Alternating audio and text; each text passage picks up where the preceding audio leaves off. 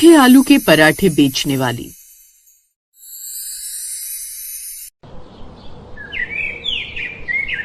मीनाक्षी हरिनगर गांव के पास में आलू के पराठे का ठेला लगाया करती है और उसके पास पराठे खाने के लिए बहुत ही कम लोग आया करते।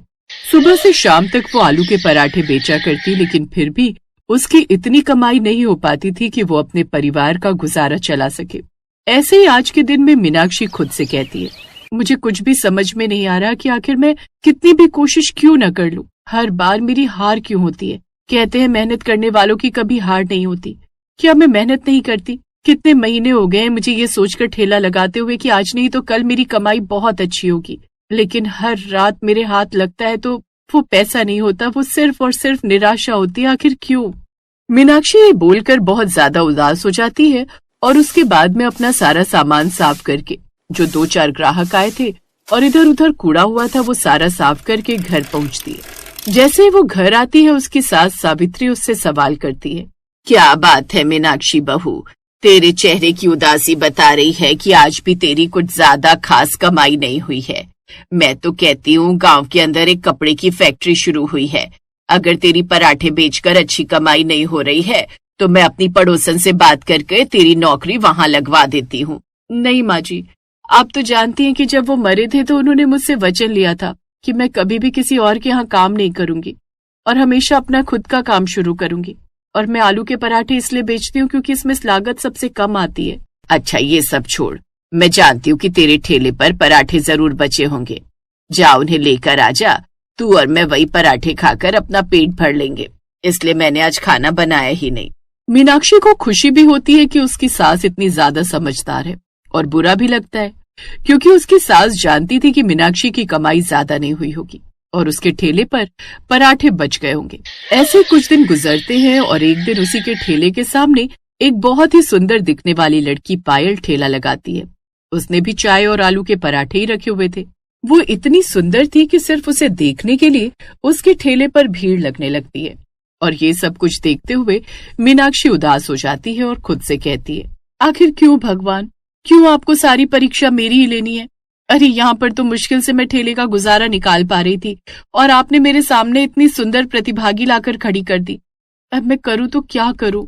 मीनाक्षी को लगा था कि पायल के उसके ठेले के सामने आलू के पराठे बेचने से उसे परेशानी होगी, लेकिन शायद किस्मत को कुछ और ही मंजूर था। पायल को देखने और उसके ठेले पर पराठे खाने के लिए कई लोग आया करते और जब पायल अकेले सब कुछ संभाल नहीं पाती तो कुछ ग्राहक अपने आप ही मीनाक्षी के ठेले पर चले जाते। ऐसे ही एक औरत पायल के ठेले पर आती है और कहती है, बहन जी जरा मुझे 4 आलू के पराठे पैक कर दो, घर पर मेहमान आए हुए हैं। आपके घर पर मेहमान आए तो मैं क्या करूं बहन जी? देखिए आपसे पहले भी यहाँ पर 4 लोग खड़े हैं, अगर मैं आपको पहले पैक करके दूंगी तो उन्हें बुरा लगेगा। आप कृपया इंतजार कीजिए। नहीं नहीं बहन जी, मेरे पास इतना समय नहीं कि मैं इंतजार कर सकूं, मेहमान नाराज हो जाएंगे। कोई बात नहीं, मैं सामने वाले ठेले से खरीद लेती हूँ।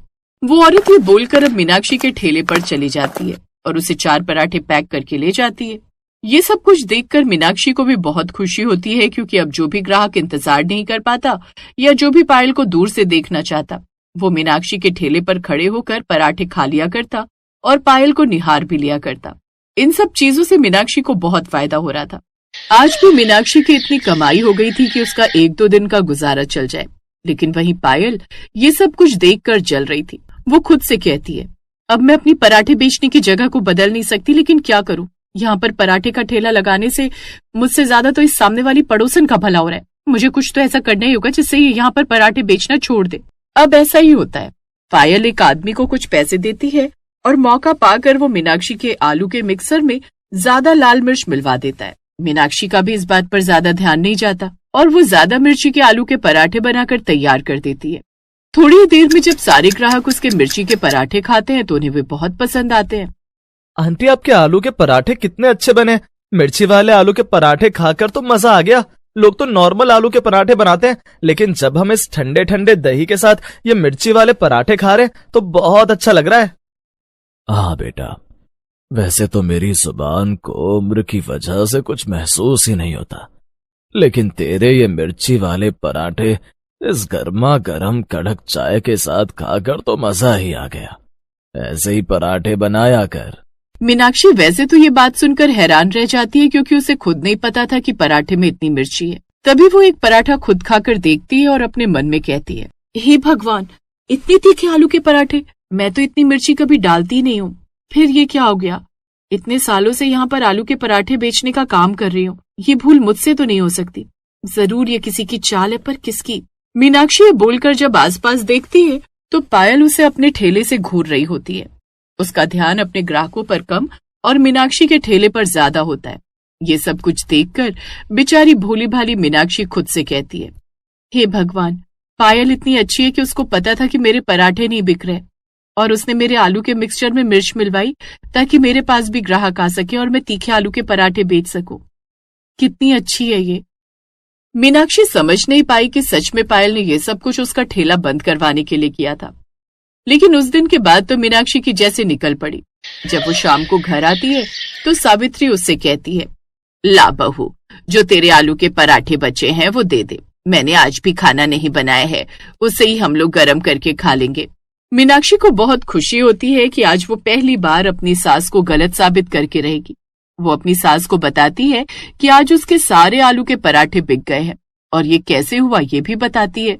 तो सावित्री उसे कहती है, अरे मूर्ख लड़की, आजकल के जमाने में तो कोई सगा खून भी किसी का भला नहीं करता और तुझे ऐसा लगता है कि वो सामने वाली प्रतिभागी ने तेरा भला किया। अरे ऐसा कुछ नहीं है, होश में आ। वो चाहती थी कि तेरा ठेला बंद हो जाए और सारे ग्राहक उसके ठेले पर खड़े होकर पराठे का इंतजार करें, इसलिए उसने तेरे साथ ऐसा किया है। हे भगवान, मैंने तो ये सोचा ही नहीं कि वो मुझसे बदला लेने के लिए भी ये कर सकती है। पहले तो मुझे ऐसा लगा कि किसी ने पराठे में मिर्ची ज्यादा मिलाई है तो ये किसी की चाल है। लेकिन जब पायल को देखा तो मुझे ऐसा लगा कि वो सुंदर है और उसके पास तो ग्राहक भी ज्यादा आ रहे हैं, तो वो ऐसा क्यों करेगी? आजकल की इस दुनिया में संतुष्टि नाम की चीज ही नहीं है। भगवान आपको कितनी भी खूबसूरती, पैसा, धन और गुण दे दे, लेकिन तब भी लोगों को दूसरों की खुशी देखकर जलन ही होती है। ये तो जैसे इस प्रकृति का नियम बन गया है। मैं बताती हूँ अब तुझे आगे क्या करना है। अब सावित्री मीनाक्षी को एक सुझाव देती है। मीनाक्षी अब अपने ठेले पर बहुत सतर्कता से काम किया करती ताकि कोई भी उसके साथ कोई भी धोखा या छल ना करे या उसके खाने में किसी तरह की मिलावट ना हो। साथ ही 2 दिन के बाद एक बोर्ड तैयार होकर आता है जिस पर लिखा हुआ था, गांव के सबसे तीखे आलू के पराठे बेचने वाली। उस बोर्ड को देखकर लोग इतने आकर्षित होते हैं कि मीनाक्षी के पास पराठे खाने के लिए आने लगते हैं। ये देखकर मीनाक्षी भी बहुत खुश होती है और खुद से कहती है, अगर भगवान ने मेरा काम चलाने में मेरी मदद की है, भले ही मेरी प्रतिभागी के जरिए, तो मुझे भी अब अपने काम पर अच्छे से ध्यान देना चाहिए। मैं कभी भी पायल के साथ कोई मिलावट नहीं करूंगी, भले ही वो मेरा जितना भी बुरा चाहे। इस प्रकृति का जो भी नियम है मैं उसे नहीं मानूंगी और मैं बस अपने काम से काम रखूंगी। मीनाक्षी ऐसे ही अपने काम से काम रखती है। जब भी पायल उसे अपने ठेले से देखकर मुस्कुराया करती तो वो भी मुस्कुराया करती। धीरे धीरे पायल को भी एहसास होता है कि वो मीनाक्षी का कुछ नहीं बिगाड़ सकती। गांव में अब मीनाक्षी का ठेला भले ही ज्यादा अच्छा नहीं चलता, लेकिन इतना जरूर चलने लगता है कि वो अपना और अपनी सास का गुजारा कर सके।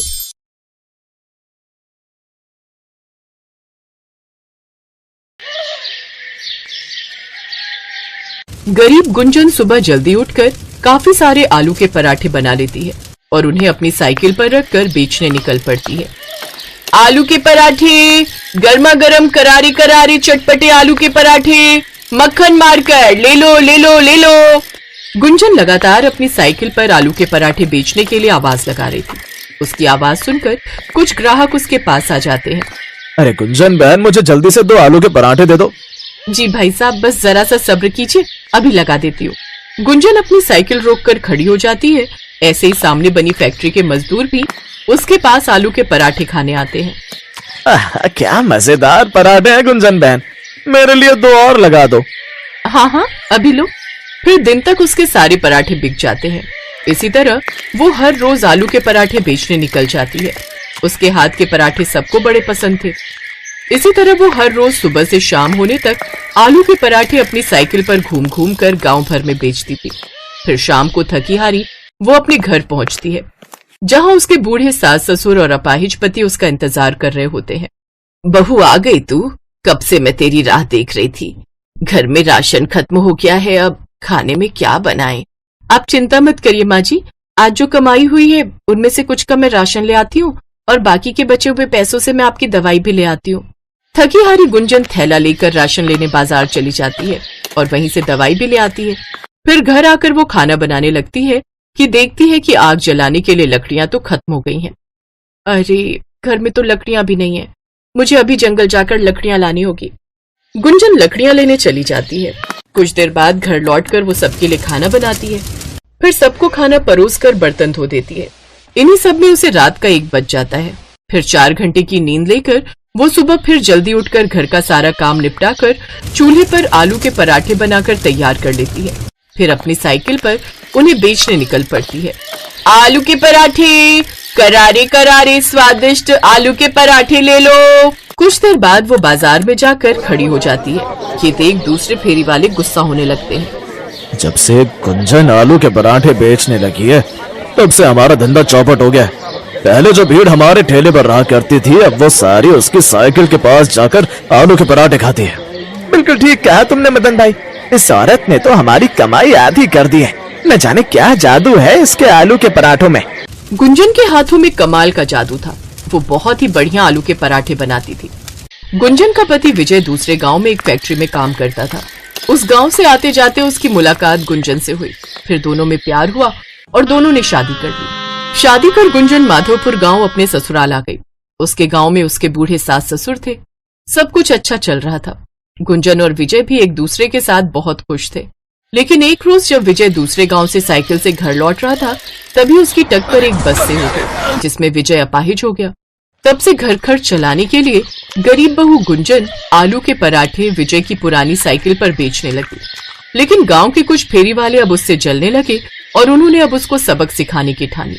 एक रात, राजू, अच्छा मौका है, अभी वो सब सो रहे होंगे। बता दे उस साइकिल वाली को हम लोगों से पंगा लेने का क्या अंजाम होता है। तोड़ दे उसका ये साइकिल ढाबा। अभी लो हुजूर। राजू और मदन मिलकर उस गरीब बहू का साइकिल ढाबा तोड़ देते हैं। अगली सुबह जब गुंजन बाहर आई तो अपनी साइकिल का ये हाल देखकर हैरान रह गई। हे राम, ये क्या हो गया? किसने किया ये सब? आखिर किसने ये मेरा साइकिल ढाबा तोड़ दिया? अब मैं क्या करूंगी? अपने आलू के पराठे कहाँ बेचूंगी? अब इतने पराठे बनाए, आज बेचने नहीं गई तो बहुत नुकसान होगा। कीड़े पड़े उसे जिसने हमारी साइकिल का ये हाल किया है। बहू तू घबरा मत, अपने पास वो टोकरी है ना, तू उसी में ले जाकर अपने आलू के पराठे बेचने जा। अपनी सास की बात गुंजन को सही लगती है और वो टोकरी में आलू के पराठे और माखन सर पर रखकर बेचने निकल पड़ती है। लेकिन जहां वो पहले कुछ ही मिनटों में पहुंच जाती थी, अब उसे वहां पहुंचने में काफी वक्त लगता था। साथ ही पैदल घूम घूम कर वो थक भी जाती थी। फिर शाम को थकी हारी वो घर पहुंचती है। क्या हुआ गुंजन, तुम्हारा चेहरा क्यों उतरा हुआ है? आज साइकिल न होने के कारण मैं ज्यादा जगह पराठे बेचने नहीं जा पाई, जिससे आज ज्यादा बिक्री भी नहीं हुई और पराठे भी काफी बच गए। ये सब मेरे कारण ही हो रहा है ना। काश ना मैं अपाहिज होता और ना तुम्हें इतने दुख देखने पड़ते। क्या सोचकर तुम्हें ब्याह कर लाया था कि तुम अनाथ हो, जो प्यार खुशियां तुम्हें मायके में नहीं मिल पाई वो मैं तुम्हें दूंगा। लेकिन यहाँ आकर तो तुम्हारी हालत कैसी हो गई है। अब परेशान मत होइए जी, मैं आपके साथ खुश हूँ और भगवान ने एक रास्ता बंद किया है तो वो दूसरा भी जरूर खोलेगा। और बहू, जो पराठे बच गए हैं ना, उन्हीं को गर्म कर दे, आज हम वही खा लेंगे।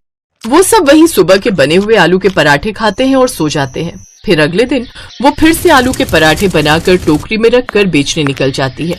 आलू के पराठे ले लो, आलू के पराठे। लेकिन उस रोज भी उसकी ज्यादा बिक्री नहीं हो पाती और वो उदास होकर एक पेड़ के नीचे बैठ जाती है। हे भगवान, ऐसा ही चलता रहा तो मैं कैसे अपना घर चला पाऊंगी? घर का राशन, सबकी दवाइयां, सब कैसे होगा? शाम को गुंजन फिर मायूस सा चेहरा लेकर घर आ जाती है। उसके परिवार वाले उसकी हालत देख समझ जाते हैं कि उसकी आज भी कुछ खास बिक्री नहीं हुई। वो सब भी मायूस हो जाते हैं। तभी उसके पास उसकी सहेली और पड़ोसन रजनी आती है। अरे गुंजन बहन, तुम आ गई? मैं कब से तुम्हारी राह देख रही थी। कहो, क्या बात है रजनी? तुम्हें पता है अपने गांव में ना एक बहुत बड़ी प्रतियोगिता होने वाली है खाने को लेकर। जो भी सबसे अच्छा खाना बनाकर जजेस को इम्प्रेस करेगा उसे पूरे 10 लाख का इनाम मिलेगा। क्या? 10 लाख? हाँ सोच गुंजन, अगर तुम ये प्रतियोगिता जीत गई तो तुम्हें पूरे 10 लाख का इनाम मिल जाएगा। वैसे भी तुम पराठे बनाने में तो माहिर हो। जैसा स्वाद तुम्हारे हाथ के पराठों में है ना, ऐसा कहीं नहीं। और भाग लेने में क्या जाता है, कौन सा इसके पैसे लग रहे हैं। बस फिर क्या था, गुंजन रजनी के साथ वहां गई और उसने प्रतियोगिता में अपना नाम लिखवा लिया। 3 दिन बाद प्रतियोगिता का दिन भी आ जाता है, जहां और भी कई अच्छे घरों की औरतों ने पार्टिसिपेट किया होता है। उन औरतों को देख वो घबरा जाती है। हे भगवान, इन सबको तो मुझसे अच्छा खाना बनाना आता होगा। हे प्रभु, मेरी रक्षा करना। प्रभु का नाम लेकर गुंजन खाना बनाने लग जाती है। वो आलू के मजेदार पराठे बनाकर तैयार कर लेती है। कुछ ही देर में पूरे हॉल में आलू के पराठों की महक फैल जाती है। फिर जजेस अपना फैसला सुनाते हैं। यहाँ पर कई बड़े बड़े घरों की महिलाएं भी शामिल हैं जिन्होंने कई महंगी महंगी और नई डिशें बनाई हैं, लेकिन जो स्वाद तुम्हारे हाथों के आलू के पराठों में है वो कहीं भी नहीं। इसीलिए इस प्रतियोगिता को तुम जीत गई हो, साथ में 10 लाख का इनाम भी। ये सुनकर गुंजन बहुत खुश होती है। अब वो उन पैसों से एक पक्का घर बनवाती है, साथ ही गांव के बाजार में अपना एक ढाबा खोल लेती है और उसमें आलू के पराठे बनाकर बेचने लगती है, जिससे उसकी खूब कमाई होती है और अब वो अमीर हो जाती है। अब गुंजन की गरीबी दूर हो जाती है और वो खुशी खुशी अपना ढाबा चलाती है। Best buddies. Hello friends, Thanks for watching this video. अगर आपको ये वीडियो पसंद आया है तो प्लीज लाइक, सब्सक्राइब, कमेंट्स करें इस वीडियो पर और हाँ, शेयर करना भी ना भूलें। और भी मजेदार वीडियो देखने के लिए नीचे दिए गए बेल आइकॉन को दबाएं। देखते रहिए बेस्ट बडीज।